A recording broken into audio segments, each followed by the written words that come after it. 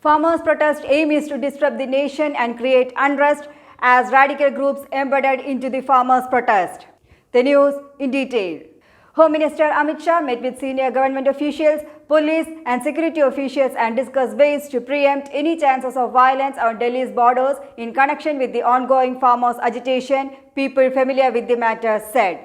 The concern is that some radical groups may have embedded themselves among the protesters with the aim of prolonging the agitation or engaging in violence that could force the police to react. As farmers' protest, premised on the Shaheen Bagh model to hold the union government to ransom, gains momentum and reaches the Delhi-Jaipur highway on Saturday. The central government has time and again clarified that they are not doing away with the MSP. However, for some reason, these agitating farmers still insist that the government should not do away with MSP.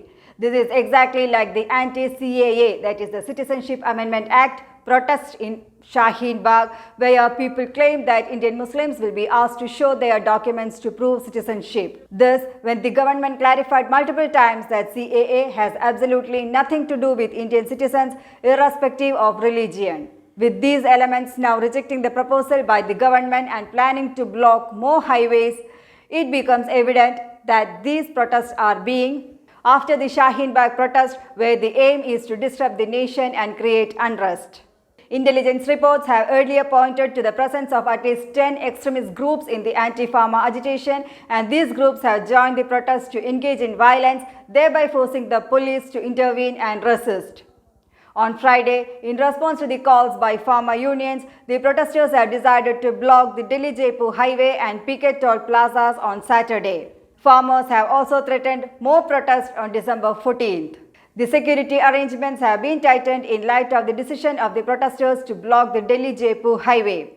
Around 2,000 police personnel have been deployed along various places to prevent the blockage and to prevent commuters from having inconvenience.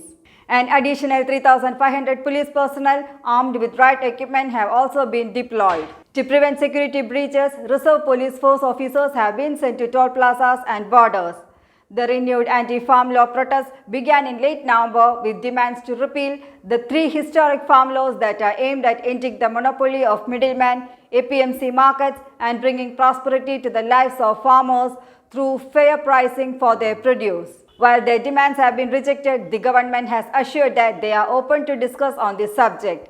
The BJP has accused the Congress and the Commission agents of misleading farmers and spreading rumors about abolishment of mandis. BKU Ekta Ugrahan, which claims to be a farmers' organization and had gathered some of the protesters along the Delhi-Haryana border, observed Human Rights Day at Tikri border and demanded the release of urban Naxals arrested in Elgar Parishad case, Islamists arrested in Delhi riots case and others.